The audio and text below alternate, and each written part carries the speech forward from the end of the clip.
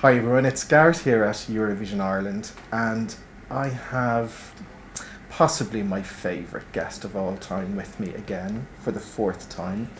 As per usual, I will introduce her by using hashtags because she likes that and I like it as well. So I'm with the hashtag fantastic, the hashtag goddess, the hashtag super duper, the hashtag now Eurovision winner, the one, the only, the hashtag unstoppable, Ms Conchita Wurst. Hello. Conchita, my dear. Hello. It is always so good to talk to you. Well, the pleasure's on my side, darling. Oh God, you say the sweetest things and I love you for that. You have kept your promise and you've come back to Dublin. Yes, that's true. Where it all began back in November of last year. Yeah. Can you believe the past 6 months that have happened, or the past 7 months that happened for you? Oh my God, we talked to each other in November, and you know it was like fun, and yeah, we're gonna win, whatever.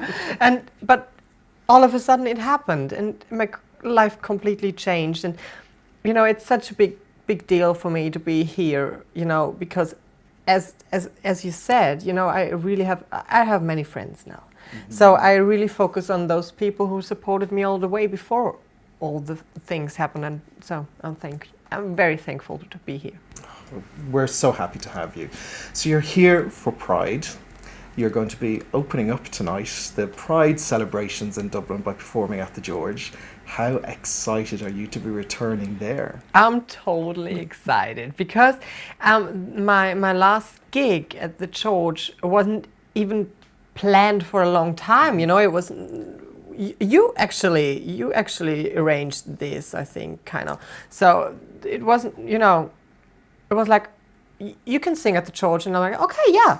And it was the best night ever. I had so much fun, and the girls are just stunning. And you know, from that day on, we are following each other on Twitter, but we haven't seen each other, so it's gonna be very exciting. We know that it's like a flying visit almost, because you're going over to do London then. Yes. Straight after that. Yes. And that's London Pride then as well. Yeah. You must be one proud woman. It's just fabulous. And as I said before, my life completely changed, and I wouldn't have it any other way. You know, I get the question, like, are you exhausted or tired or whatever? I can't. Mm-hmm. You know, I always wanted my life to be like that. And I can't be tired. It's just everything is so exciting. I suppose I need to get something off my chest here, okay? And, you know, and I never give out to you, you know, but I have to give out to you this one time, okay? I have never cried at Eurovision in my life until this year. Me neither. I cried unconsolably when you won. So much to the point I was on BBC Radio and they nearly had to say to me, get off if you don't stop crying. And then I went into your press conference and I was trying to ask you a question and I had to bite my tongue to stop from crying. Oh my God. For me, the biggest and the most interesting thing was in your semi-final. Because when that wall of emotion came back from the audience at the end of the song, I could see it, because I was right up at the front, and I could see it in your eyes. You were taken back by this. Oh my God. I was crying the whole time. Yeah. At the semi-final, really these 3 minutes were the only 3 minutes of the night I didn't cry. Really, because I went off stage, and if we were that front, you saw that I bursted into tears. And yeah, it was unbelievable. I just like to say, she's still pretty as hell when she's crying off camera, you know? I don't think fabulous. So. Oh, you were? Tamara Mascara had a tough time to put my face together. Now, since you won Eurovision, it's just been a whirlwind for you. You're going everywhere, and people are... Elton John, you know, has sent you flowers, been in contact with you. Cher tweeted... She didn't like the hair, but hey, Cher, look at yourself in the mirror sometimes, you know. I went there. But I mean, have you been taken aback by? You've captured the public's imagination, even from famous people down to 5-year-olds. My 5-year-old niece loves you. absolutely adores you. That's but I don't have words. You know, it's just incredible, and receiving all these you know, attention and congratulation cards from very famous people is just overwhelming. And I also love that like your niece, you know, 5 years old, she probably can't really, you know, understand what Eurovision is and all that stuff, but she likes the bearded lady, and that's, for me, it's just great, because kids are so important. You know, they see with their hearts, and I think that's really something we should learn from them. I think you've hit the nail on the head there completely.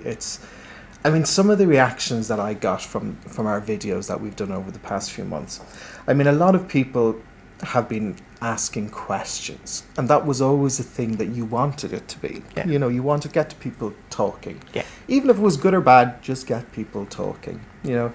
And there was just a press conference there, you know, just earlier on today, and you were talking about it yourself, and somebody asked to the audience, you know, I mean, how do you describe yourself? And a lot of people don't understand. They said, is it a man, is it a woman, you know? And I suppose, and I'm not belittling anybody, you know, who's asked those questions, you know, but you are a man. But, you know, you have a beard, but this is a performance that you do. Exactly. And it's a creativity process that you do. Yes, totally.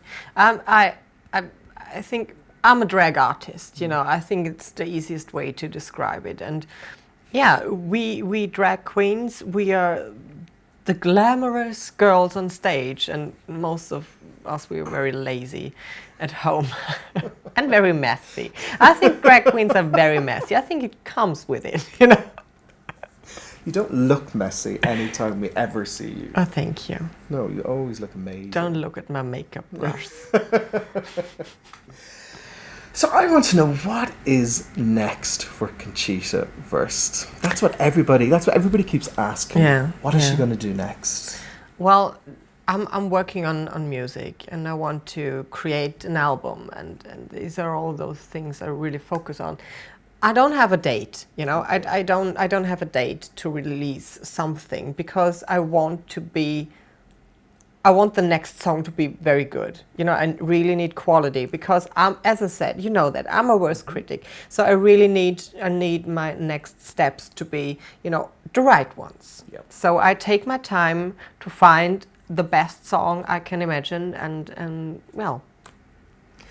It was really interesting to me when we spoke in Copenhagen, because I'd asked you back then, is that how had you changed in the whole Eurovision process? And you very articulately, you said to me, I've learned to say no, you know, and I've learned and not to feel bad about saying that. Has that continued now, and does it feel easier to do that? Because I know, as you said yourself back in Copenhagen, it wasn't something that comes naturally, because you don't want to offend anybody, but it was you taking control more. Is that still the case now, and is it progressing and Yes, growing? it is, totally. And I think that's very important, because, you know, before Eurovision, and especially before winning Eurovision, it was all like more, how can I say, it's still fun, don't get me wrong, but back then it was more having, you know, trying out and doing, and now I won and everybody's looking at me. So I really have to make the right decisions, and I have to be clear about what I want and what I don't want. So I really need to separate things, especially I need to separate emotions with business, you know. Okay. But I'm really clear and tough when I want things to happen, you know. I have a whole team in my background, and we are talking constantly, but in the end of the day, I'm the boss. And I had to learn that. I really had to learn that, because at the end of the day, it's my fault, you know. It's the artist who get blamed because of a bad song or whatever. So I need to make the decisions from my heart, and I have to be very clear about that. And is your iPod still full of Madonna, Cher, Lady Gaga? Yes. Yes, nothing changed. Have we added anybody else onto that list since Eurovision? And I'm thinking of, you know, a few people at Eurovision who I know you're close with. Oh yeah, of course, Ruth, of course. Then the wonderful Miss Nielsen, of course. Oh my God, and my boys from Greece. The boys from Greece, if everybody can't remember, had the song called Rise Up. It's now going to be used as a campaign for Viagra, I believe. I'm only joking. These are just, yeah, and yeah, I think these are, and I also love Twin Twin. You know, there are so many people are really, you know, they're inspiring. Mm-hmm. You know, you hang around 2 weeks, so you get the chance to talk to each other, and I think very important things happened back then because you learn from every artist. As an artist, I think you should learn from each other. Mm-hmm. So I really did that, and of course with Ruth, we're gonna see each other next week, I think. You're anticipating my questions now. I'm sorry. You're meeting with Ruth Lorenzo next week. Yes, I will. And I believe you're going to be performing in one of Spain's biggest shows. That's true, we will. What is it about you and Ruth that get on so well? Because when you were going up to collect your statue after winning Eurovision, yourself and Ruth had a big hug on the way up to the stage. What is it about you and Ruth that gelled so well together? I don't know. It was love at the first sight, and even before that, because I saw her, of course, on YouTube and her video and stuff like that, and I knew that she's a good person, and I knew that she's fun, and I knew that she would be my BFF for Eurovision, you know. And beside that, also like with Susie, you know. She's so great, and we three together, we had such a great time in London. It was so much fun, and in Café du Paris, and it was just fooling around, and it was really, really great. And the night I hugged Ruth before getting the trophy, I was looking for is Susie anywhere, because I really wanted to. Actually, I wanted us three to go on stage, and we're like, hey, Charlie's Angels, and. But yeah, I had to grab it on my own. So. Now, I always say this to you, but do you mind if I get personal with you? No, of course not. Now, you got presented earlier on today with a Claddagh ring. Yes. Yes. Here it is. Now, for everybody who's not from Ireland, a Claddagh ring is a beautiful ring with a heart on it. And see the way the heart is pointing now. If it's pointing away from you, it means that you're single and you don't have anybody, you know, special in your life. If it's pointing towards you, it means that there is that somebody special in your life. So Conchita, I see that it's you're putting your heart out there. I'm not looking for anyone, but you know, if there are rules with the ring, you better follow those rules. So, you are somebody who gives out so much love to to other people. I mean, do you think about how it is going to be someone maybe a little bit more difficult? Because as you said, you have so many friends now, to find somebody who you identify with. Well, I think it's not especially about, you know, being now Conchita. It's. I think. Most of the gay men in my surrounding especially are like, okay, I kind of like you. It was even before, you know. Sure. But I think all the drag queens have similar problems with men. Because everyone is like, I don't want to have a drag queen as boyfriend. You know what I mean? Yeah. And for me, it's like, well, okay, then bye. Because, you know, on the one hand, it's a good thing because I know immediately, well, you are or you're not the prince. Sure. So. And what would be your type of person? And I don't mean looks-wise, but I mean, what would be the things that you would look for in an individual? Oh my God. Intelligent, charming, and fun. I'm 3 for 3 here. I'm 3 for 3 here, people, okay? Change that ring around. So obviously, so they would be your core qualities that you would. Yeah, totally. I think on top is fun. It's fun. Yeah. And as you were saying, you know, you've lots more people who who want to get to know you now. Are you still as, you know, open and as accepting as you were before? Or do you have to be a little bit more on your guard? Because I suppose, you know, people want to have a little piece of you because you are Conchita Wurst Eurovision winner now. We changed it a bit. It's not like that I'm shy now, but now I really have to, you know, think about going out right now will take me 10 minutes. I have to go on stage in about 5. So I have to say, I'm sorry, but I will come back. You know, and this is what we do.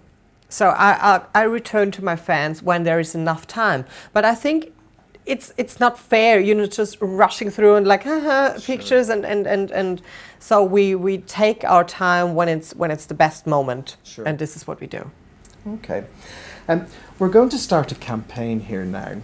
Okay, you remember when we met in Dublin, and then we met in Amsterdam, and then we met in Copenhagen, and there was one designer who said, you know, get in contact, call us, and she hasn't called. No. Okay. That person was Donatella Versace, wasn't it? Yeah, that's true. Okay. So myself and Conchita off camera decided we're going to start a campaign now, aren't we?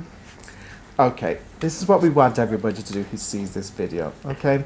We want you to tweet Donatella Versace, and we want you to tell her that she needs to get in contact with Conchita and give her a fantastic dress. And to be quite honest with you, I'll suffer and I'll wear a Versace suit as well. You know, if you're in for a penny, in for a pound, you know.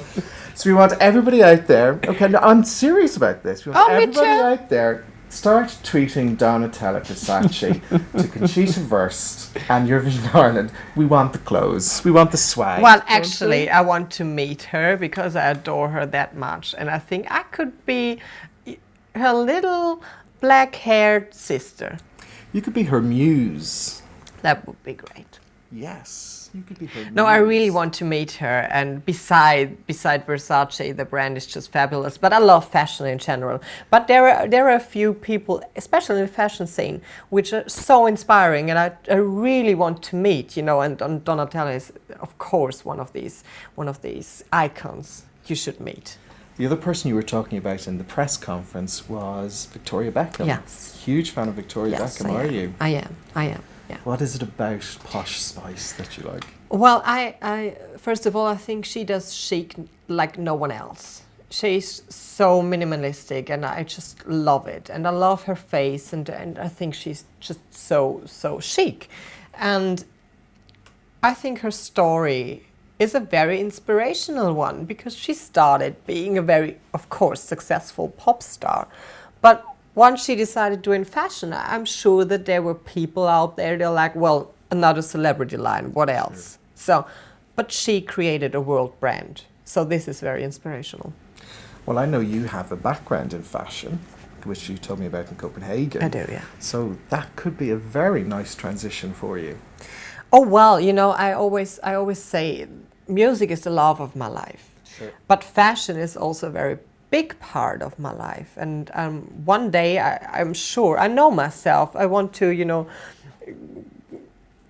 keep on creating stuff, you know, and maybe the next thing is close. Well, not the next thing, but, you know. You're a creative individual, and that comes out in different areas. Yeah, totally.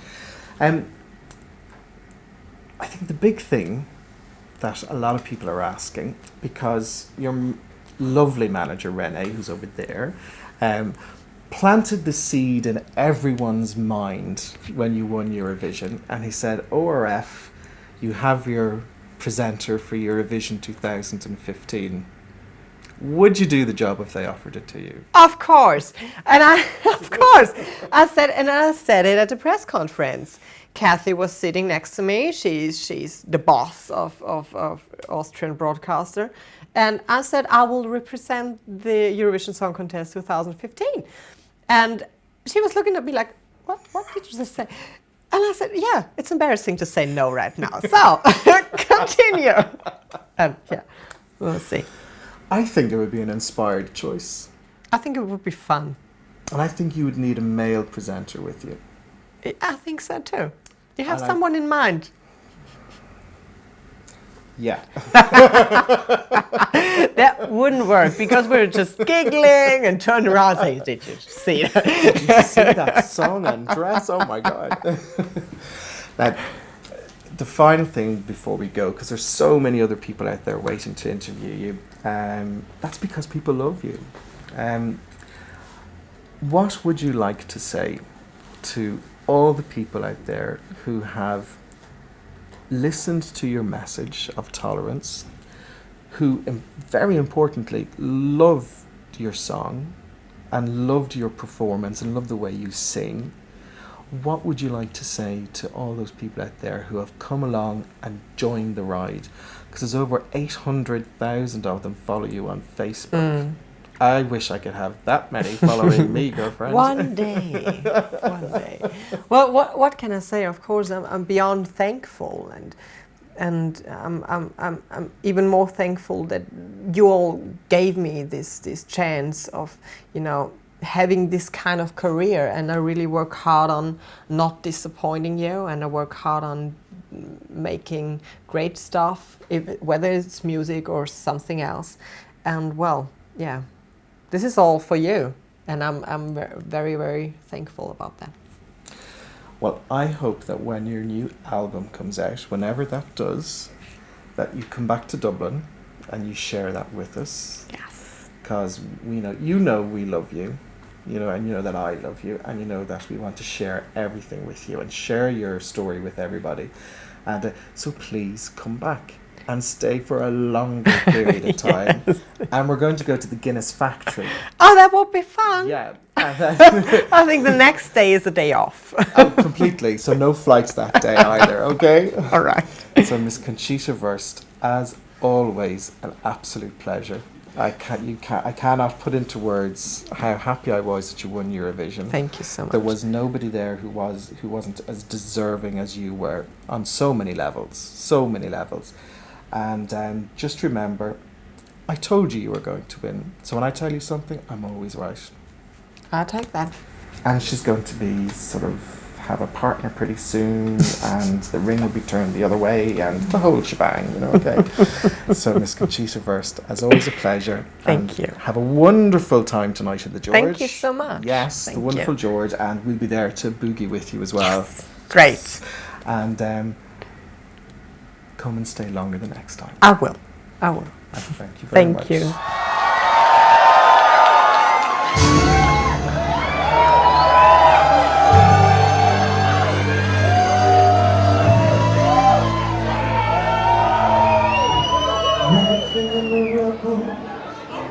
Walking on the glass, made the same trouble. Well, the time has passed. Peering from the mirror, no, there isn't it. A stranger getting nearer. Who can this person be? You don't know me at all today.